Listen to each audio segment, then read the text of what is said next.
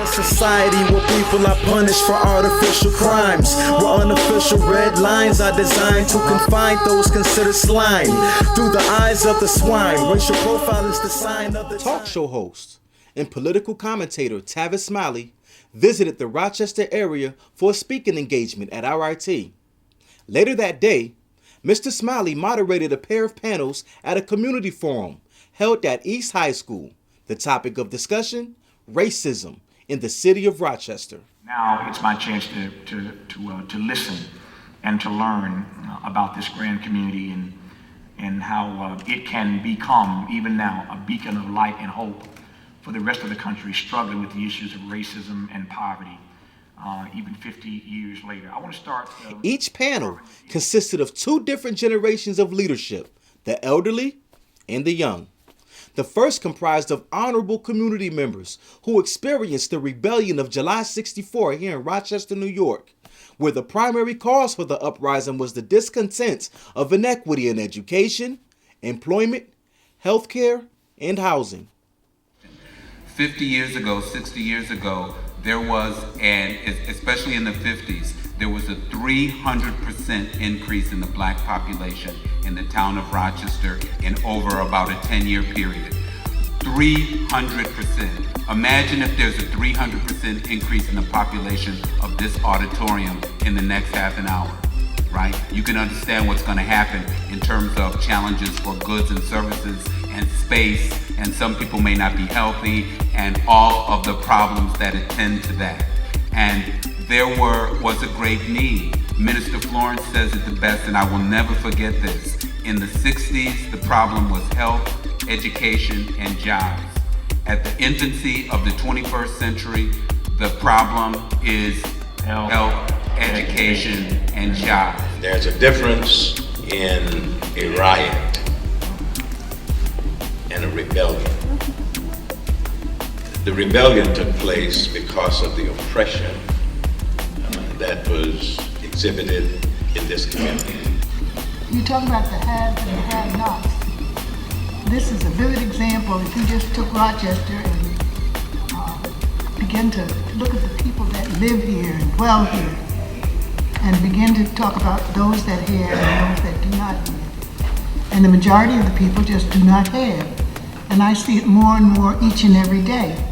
Tavis Smiley was not at a loss of words in expressing his concerns about the climate and the condition of having two Rochesters, the have and the have-nots. He posed a crucial question to Rochester's new and upcoming leadership. Disabuse me of the notion, given the data that I've been reading about Rochester, that Rochester is not in danger unless something dramatic happens. That Rochester is not in danger of becoming a Detroit. I think that's the question of this part of the century. And we're not the only city, but we're Absolutely one of the key not. cities. And there's a tipping point that cities can reach where a number of your variables are at such a point that you can't pull back anymore. And there are people who are arguing that a lot of the characteristics, the data points we have here, mean we've already started falling off the cliff. I think that our history as a place with deeply embedded in social justice is the one thing that's going to cause many of us to say, we're not going over the edge of the cliff. I don't care what it takes. We're not going to allow ourselves to become a Detroit. And I don't believe that just because statistics are pushing us in a direction that we can't have self-determination and move these issues forward in a very real and very significant way in this region. We have to.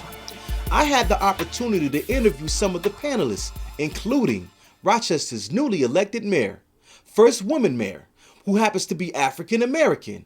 This is what they had to say.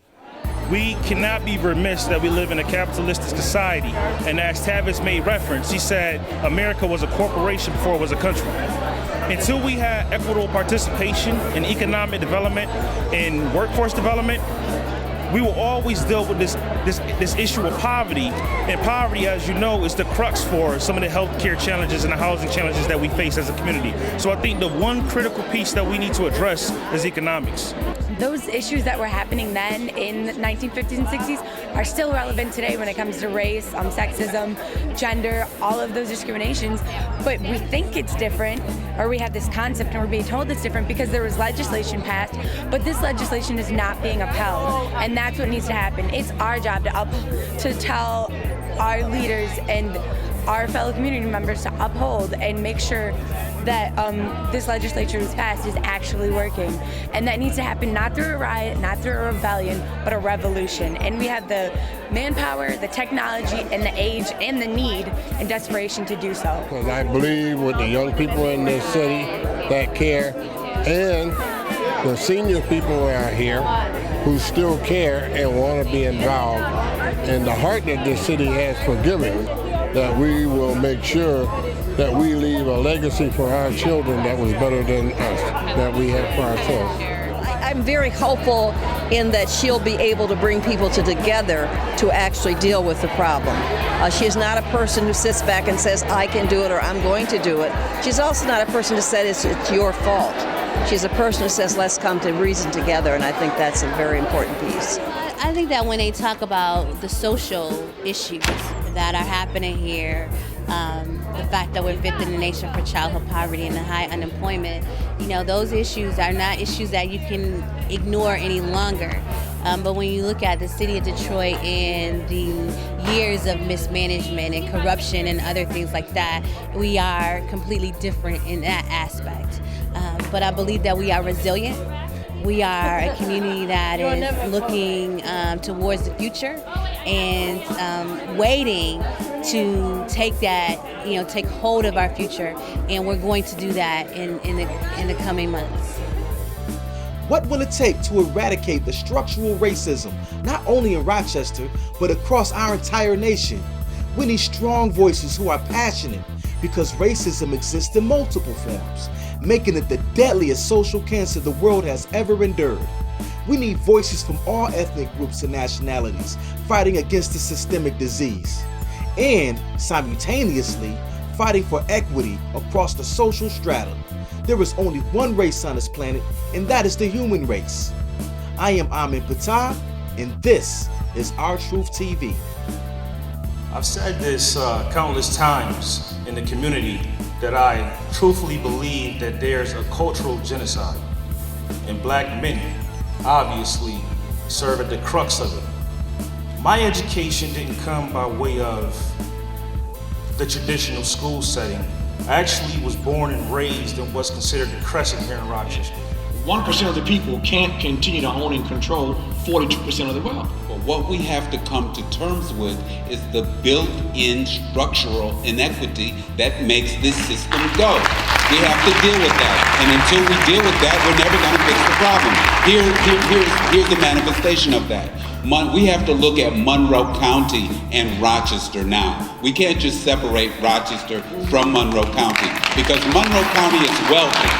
Monroe County is wealthy, and you have within a 10-minute drive, you have the #1 performing school district in New York State. We've done enough talking. We've done enough studies. It's time to bring people to the table of action, with everybody asking themselves, as I look around me in the sphere that I control, what am I doing? What can I do to make this thing happen? Our military unit used to say when they had a mission, ain't nothing to it but to do it.